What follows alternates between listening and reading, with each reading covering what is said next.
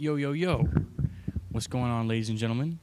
It is your boy Eli, researcher Eli, depressed Ravens fan. What up? Mainly Falcons fan. Gotta put that out there. Mainly a Falcons fan, but, you know, postseason, Ravens gotta be my team. Real quick, I'm gonna see if the audio is working. I'm not too sure. I'm gonna wait for this. Oh, we're looking beautiful. Come on, how we doing? Yeah, what's going on, everybody? Hope your day's going well. Hope your week's been well.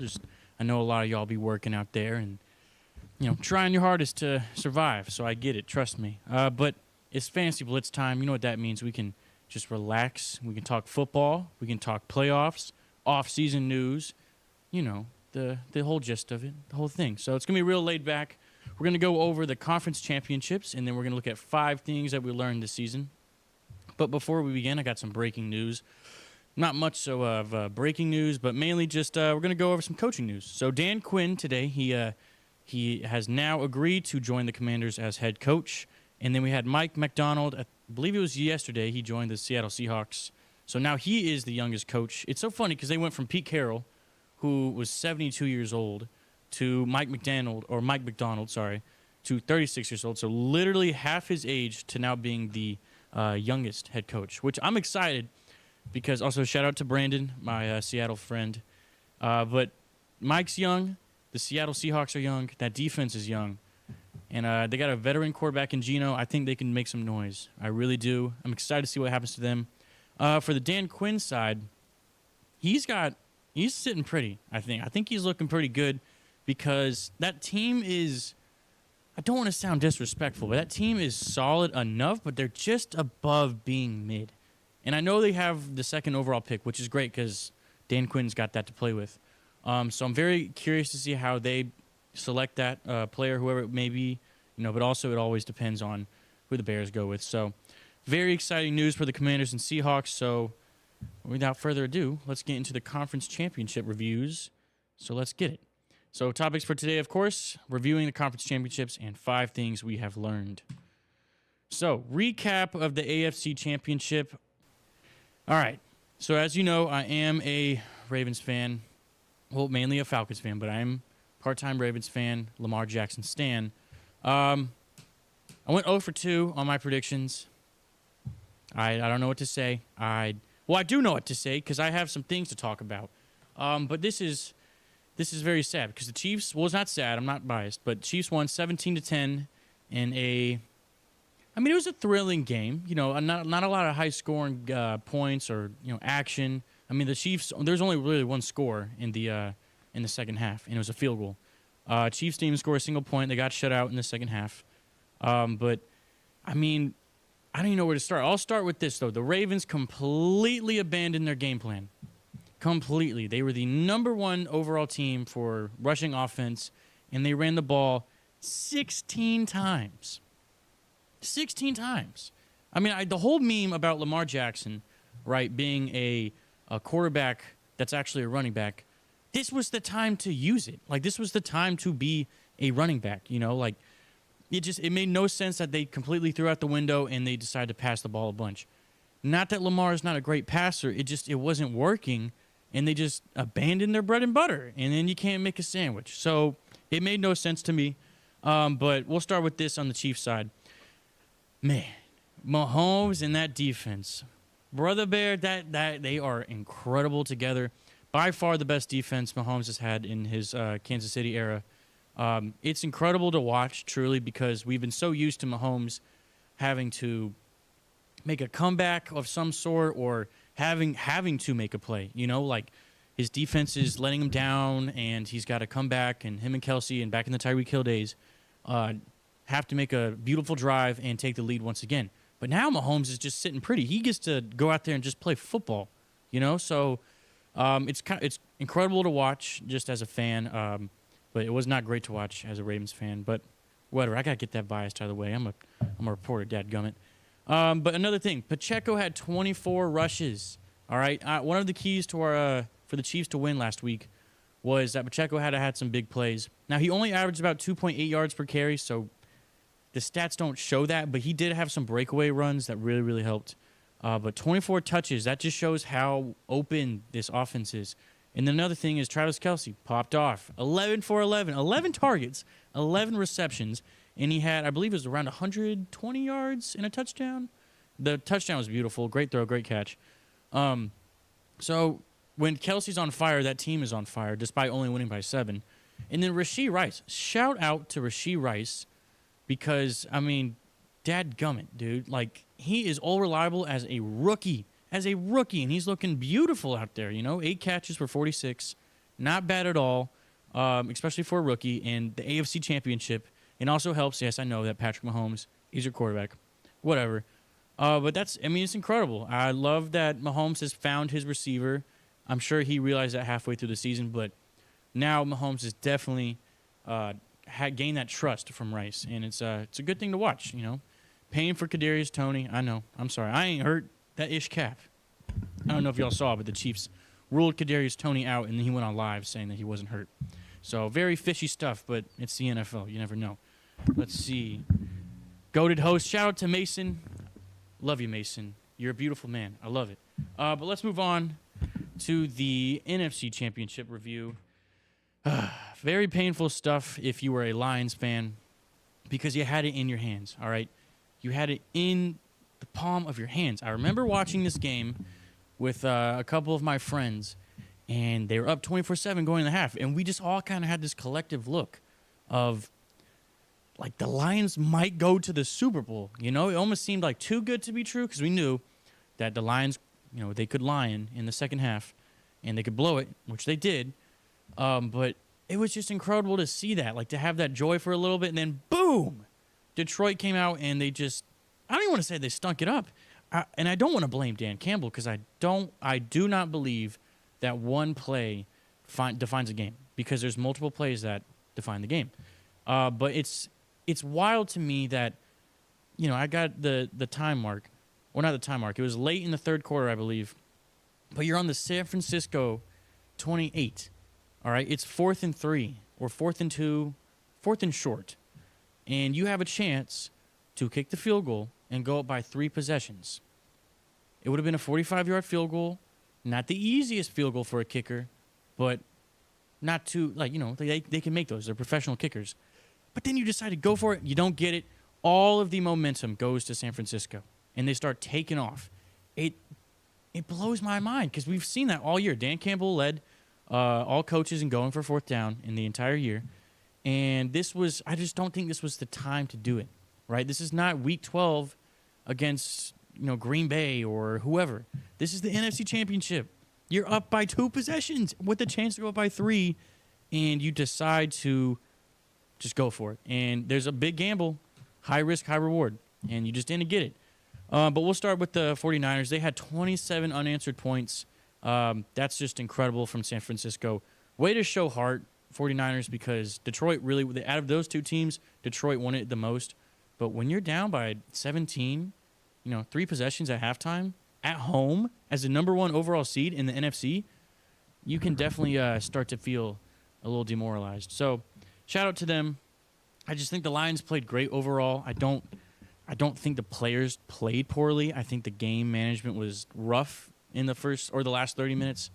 Detroit looked great in their first drive. I believe they scored in less than 5 plays or something like that with the end around to Jameson Williams, which leads to my next point. Jameson Williams only had 3 touches, right? But he had 2 touchdowns, and both of them were huge. He had the first and the last touchdown. So I think he's a star waiting to shine. He's going to be my sleeper. I'm already calling he's my early sleeper for next year. I think he's just an incredible talent. He's got the speed. He's got the hands. He's got the agility. So I'm really excited to see how he is. And he's also young, he had the whole year off with the injury or the betting scandal or whatever that was. But I think when he finally gets used to the NFL lifestyle, I do believe he'll flourish. And I'm excited to see how he goes. Purdy did good enough. All right, but it won't suffice against the Chiefs. It will not. All right, he went 20 for 31, 267 in the air, 1 touchdown, and 1 interception. Now I don't want to take away Cam Newton's game manager. I don't believe in that, whatever Cam Newton's saying. But that is a game manager stat line. All right, and I watched the game, so he did look good towards the end of the stretch. He led them to score a few times, but You cannot do that against the Chiefs because their defense, the 49ers defense, will not stand up against Mahomes if you are only throwing one touchdown, all right? And I understand they got a star running back in Christian McCaffrey, but you need to do better, all right? You need to throw way more just completions and get the ball in the air, man. Like, you're Brock Purdy. And he did use his legs a good amount, but I do not think that's going to hold up against the Chiefs because they're looking to go back-to-back. Now you're in the similar situation of I'm not saying the 49ers don't want to win, but the Chiefs want it bad, man. They want to go back-to-back, right? They want to be that first team since 01-02 or 02-03 Patriots with Brady, but they want it bad, so you're really going to have to come out. But this is your time, Brock Purdy, all right? This is your time. You really got to step up, okay? And you can be Mr. Irrelevant that wins the Super Bowl. So it'll be interesting to see how that goes. But, you know, DEEBO, this is the last point. DEEBO coming back changes everything, all right? That was one of my biggest points. I went with the Lions earlier last week just because I was concerned about DEEBO's health. But then he came out the next day that he was going to be healthy. Broke my heart. Not broke my heart, but I was just like, okay, that kind of throws off my prediction, but I'll stand on my business. And he went crazy, you know. I think he had 11 touches for 96 yards. Great involvement. That's all you need from a player is just touches into yards, right? And that happened, a similar situation to Zay Flowers, you know. Shout out to Zay. I'm here with you, man. That turnover, brother. What were he doing? I mean, you're slipping. You got shot down like Isaiah Rashad, you know. So it's just crazy. Come on, Zay. You can do better. Hey, you're a rookie. I believe in you. But DEEBO Samuel showed what it's like to be a veteran wide receiver. So shout out to DEEBO Samuel. But, yeah, we got a Chiefs-49ers rematch. Not too excited, but we'll see how that goes. I'm not going to give an early prediction because I don't know yet. But I'm excited for it just because the headlines are looking huge. We got Mahomes to solidify him as a top 5 quarterback or even top 3 quarterback, dare I say. Or Mr. Irrelevant and Kyle Shanahan get a Super Bowl. Very exciting stuff. Looking forward to it. But make sure you tune in next week because we'll go a full-on preview. I'm bringing out the whole resume. I'm excited to see what goes on. So, yeah. Let's look at the next slide. We have, hold on. You got to like and subscribe. You got to pay the fee, man. Like and subscribe. Share it to your family, your friends, your coworkers, if they got another job, your cousins, auntie, uncle, whoever, all right? Really do appreciate it. We're at 525. The next goal is 600. I believe we can do that. But the big goal is to get 1,000 before the beginning of next season. Hopefully before the beginning of preseason. But, yeah, appreciate you guys for even tuning in on this fine Thursday afternoon. But let's move on to the next slide. Well, hold on. Let's actually move on to the chat. It's kind of moving up in here. Yes, Wayne Heron says kickers have a huge job. Kickers, man, you're either the hero or you're the zero, okay? Like, I mean, it's just so tough, right? Because you have to stand, like, I don't know how to put it up there, but you really have to have the guts to go out there and kick. And I know a lot of people will say, they got one job to kick, but dude, when you're out there, like, everyone's watching you because you're the only one doing anything, really. Like, no one watches the O-line, but, you know, shout out to the kickers. We love our kickers out here, especially Young Ku. Love ya. Let's go, Birds. Next comment. Yeah, I agree, Hayden. It is a boring Super Bowl, but we'll see how it goes. Mahomes is entertaining to watch. I'm not looking forward to the Chiefs scoring and then them showing Taylor Swift right away. Not that I hate Taylor Swift or don't like her or anything. It's just, dude, like, it's just too much, all right? We get it. She's a Chiefs fan. She's a football fan like me, all right? I don't got a camera on me. Then we have Wayne Heron as well. How about at least a guess on total point combo? Oh, okay. I don't know what the line is looking at, and I don't want to look either. Oh, man. I guess it depends on the public bets, but I'll go about 45. 45 or so. And I know the 49ers are -2 favorites, but Mahomes, man. We'll get into the 5 things we've learned coming up, but let's look at the screen for that. So the first one is running backs are replaceable, okay? I promise you that your favorite team's running back can be replaced, and that includes with Bijan and Tyler Algier because it's just it's like a carousel, you know? We just see all these players getting hurt and then the backup coming in, oh, he does well. It's almost like a system where you just throw in a young athletic guy and they can fit the system well. They can hit the holes, they can make a couple jukes, get some good yards after contact. But an interesting stat for me is, so out of the 5 top players for the rushing yards, not total yards, rushing yards, are Christian McCaffrey, Derrick Henry, Kyron Williams, James Cook, and DeAndre Swift.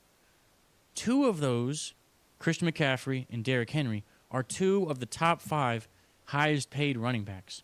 And then you have Kyron Williams, James Cook, and DeAndre Swift. I don't know the numbers, all right? I don't know the numbers on what their contract is, but I can only imagine it's not top 10. I'm not giving DeAndre Swift top 10 money. I'm not giving James Cook or Kyron Williams top 10 money.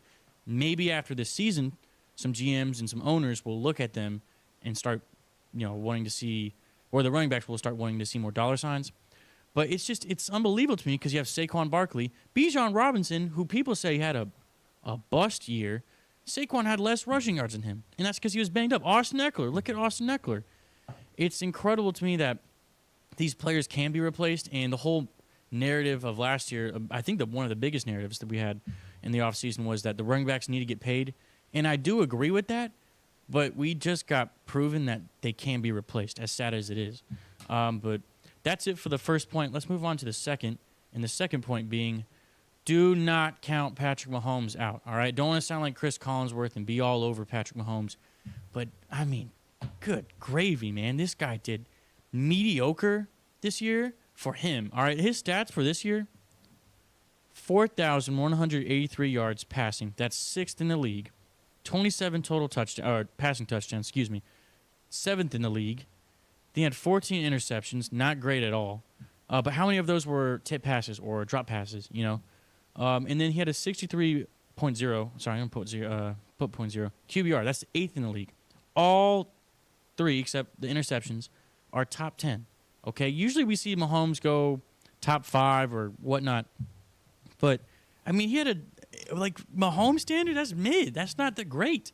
But he still led his team to another AFC West championship, another AFC Championship appearance, and another Super Bowl appearance.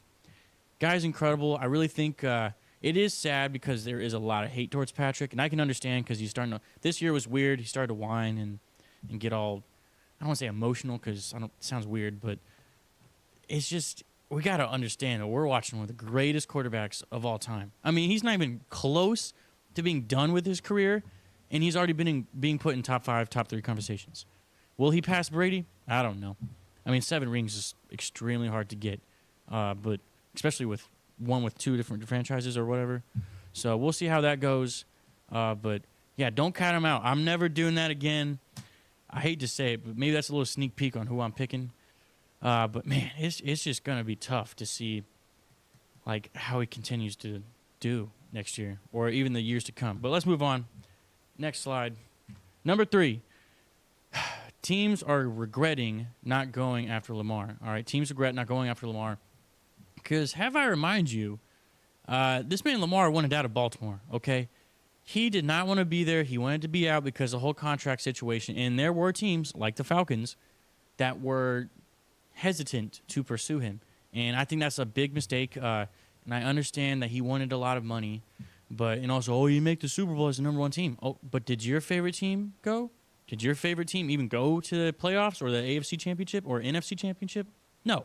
But his stats for this year, let's see, he had 29 total touchdowns, 12 turnovers, and he fumbles. He had 5 fumbles, 7 picks, and 4,500 yards roughly total. All right. Incredible. He's looking to win MVP again. Really would like to see him get a ring eventually. But we saw teams, I'm not saying just because I'm a Falcons fan again, but we saw some teams like the Falcons that were terrible at the quarterback position, and we saw how much it blew their franchise up, just for a season at least. So I think teams and owners should really start thinking about pulling the gun on getting these quarterbacks. And there's only one Lamar, there's only one Patrick, there's only one Joe Burrow out there, one Justin Herbert, but there are good quarterbacks out there. And also another point, little side point, backups matter, okay? We saw that throughout the entire season. A lot of players got hurt. What's that guy, Jake Browning from the Bengals? He did great when Joe Burrow got hurt. Zach Wilson, he didn't do good, but he did better than I think a lot of us thought he would. So just a lot of situations where you got to have a good quarterback depth chart, but your QB1's got to be fantastic, I got to say. So let's move on to the next point. Point number 4.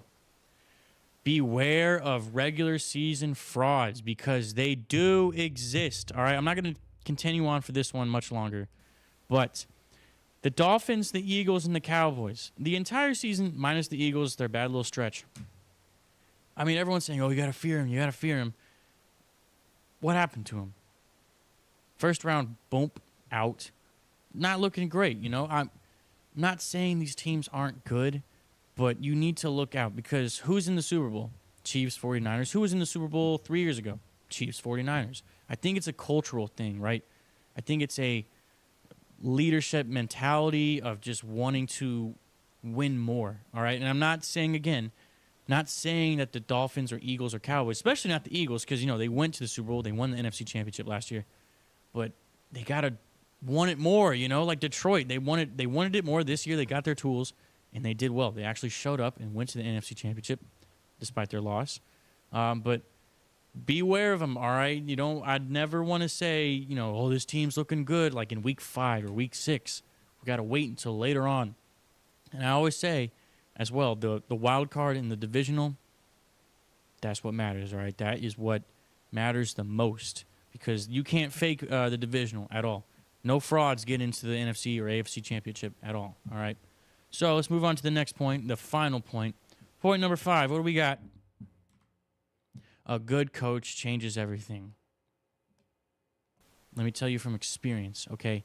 When you have, if I can rant a little bit about my Birds, when you have, I wouldn't say Desmond Ridder is a good quarterback, but an okay quarterback, below mid quarterback, and you have a first round pick that's a great running back, a great tight end, and a great wide receiver with a solid O-line, use them, okay? Let your players make plays. Players make plays, all right? And also with the Chargers, Brandon Staley, great quarterback. Justin Herbert, great running back. Austin Eckler, all right? He didn't perform as well, and I'm not blaming that entirely on Brandon Staley, but my arm. But we just saw how it can really affect a team, right? Keenan Allen, Quinn Johnson. I know he had a rough rookie season, but it's just when you have all that talent, you really start to look around the room and go, is it you or is it me? You know, and if you got talent, it's got to be the other guy because unless you're like Quinn Johnson, I know I just praised him, and you're dropping balls all the time, I don't know what to say. It's got to be the coaching, all right? But we saw, I think a lot of the candidates that got filled up in the spots, like y'all saw me, was it 2 weeks ago when Raheem Morris got hired? I was I wanted Belichick. But the more I thought about it, I think Raheem and a lot of the players out there, I think Raheem is very much so a player's coach to the point of where he lets the players make plays, all right? And then he got Zach Robinson as the OC.